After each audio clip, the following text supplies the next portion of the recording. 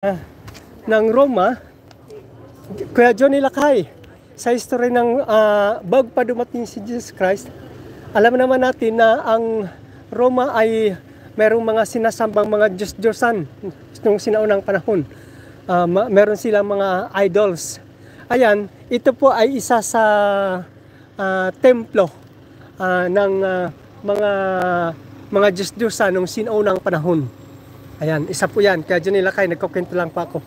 Ayan, bali, yan, pinagawa po yan para sa isang, kumbaga para sa isang kanilang sa Diyos-Diyosan nila.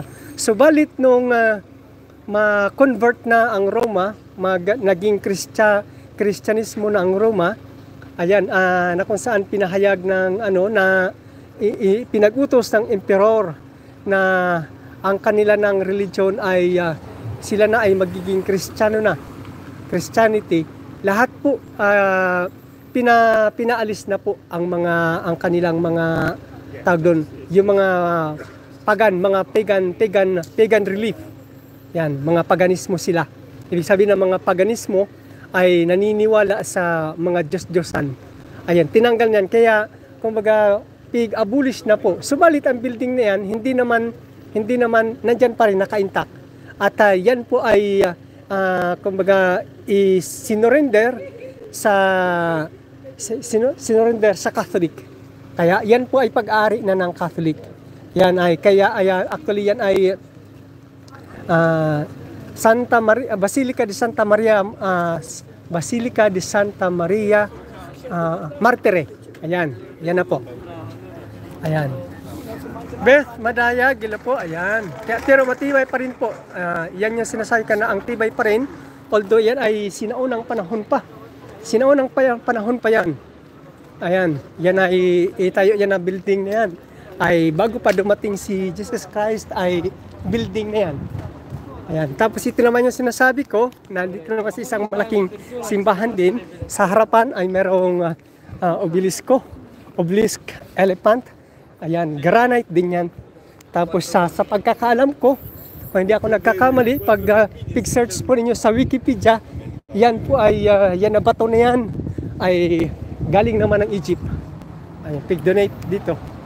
Kaya, Kuya Daysan, akyat ka kapag nag-live ako, kwentuhan tayo. Wow.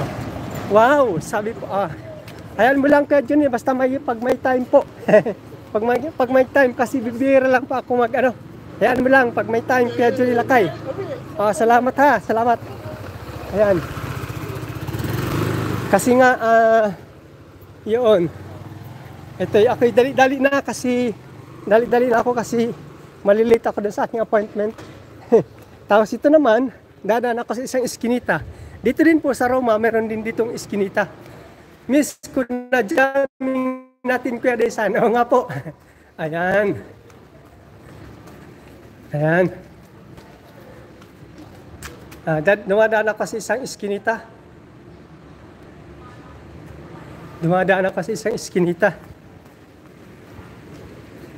Guys, si Kuya Daysan, matagal ko na tropa yan sa YT. Yes. Bago pa lang ako siya na nakilala ko. Opo, magkakilala po kami niya mga kapatid. Magkakilala kami ni Kuya Johnny Lakay. Johnny Lakay Vlog. Ayan. Kina Ate Merlin. Ayan. Salamat po sa pag-stay, kapatid na Beth Padayag. Ayan. Ayan. Mariel Vlog 88, maya suklian kita, sabi ni Kuya Johnny Lakay Vlog. Ayan. Kay Ate Merlin, yes, tama. Opo.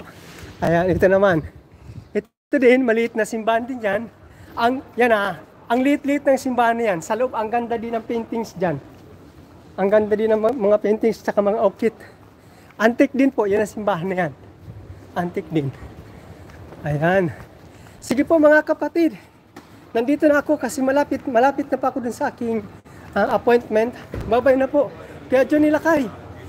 Kaya Johnny Lakay Vlog. Salamat po Love you. Mariel Vlog 88. Ma'am, kapatid, Mariel Vlog 88 at Beth Madayag, salamat po At sa inyo pong lahat, hindi ko na po kayo isa-isahin. Salamat po inyong lahat. Bye-bye and God bless. Sige, ingat ka.